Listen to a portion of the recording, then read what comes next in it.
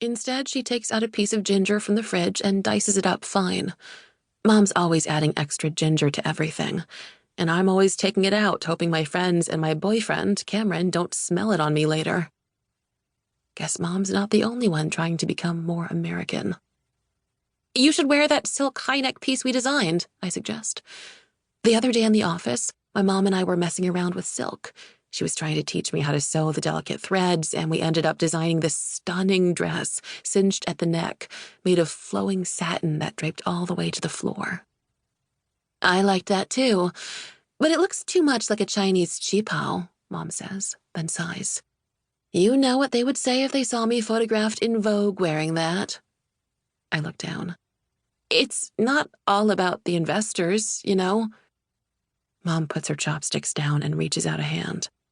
We all have to make compromises if we want to make it big mainstream, she says.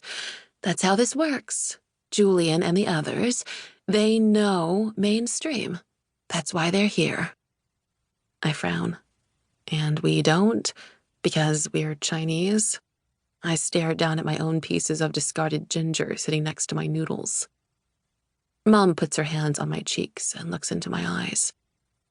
Hey, we've made it. We're here. We got in.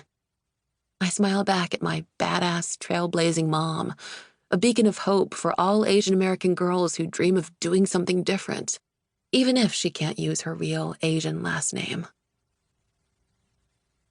That night, I add Mom's New York Fashion Week catalog to my collection. It's not a fashion collection, but a collection of reasons why my dad shouldn't have deserted us. He split when I was still in my mom's belly, and she brought me with her swollen feet to America where she didn't know a soul. I imagine him out there, reading of Mom's success, his regret painful. I hope it's excruciating, which is why every time something good happens to us, I add it to my box.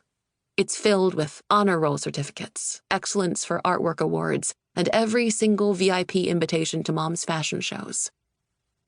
I just wish I knew where to send it to.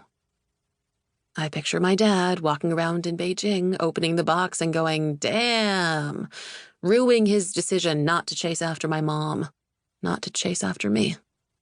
I wonder if he knew the box would be so big, would he still have left us? It makes me mad that I'll never know. My mom doesn't know how to get in touch with him, nor does she ever want to, and he's never once tried emailing her, even though she is literally the most Googleable person I know. Most of all, it makes me mad that I'll never know what's in his box. On Saturday, I drop Mom off at LAX. She has 3 full suitcases stuffed with clothes and 2 purses strapped to her body, and this does not include pieces from the collection which have already been FedExed. These are her personal clothes. I had stayed up late with her, helping her categorize and label her outfits, putting pieces together for cocktail party, interview, and major press. New York Fashion Week is so crazy and hectic, there's no time to decide anything. So I pre-planned, pre-labeled, and pre-sorted. What am I gonna do without you for a week? Mom kisses me as I put the suitcases onto the luggage cart. You sure you don't want to come? I have a test for AP French, I remind her. I'm taking French as my foreign language.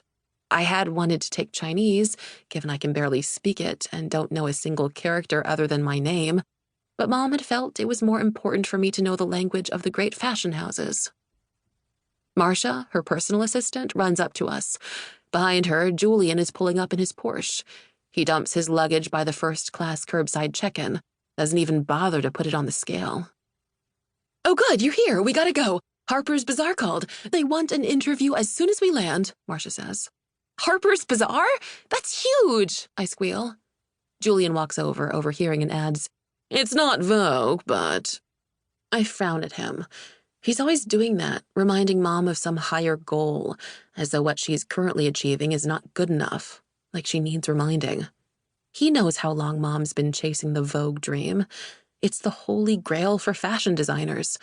So far, they've featured a few of her dresses and mentioned her name once or twice, but never done a full-blown interview. Don't worry, Mom, I assure her. After the show, Vogue will come knocking. Just watch. Mom flashes me a nervous smile as she turns to her senior designers. As is customary for New York.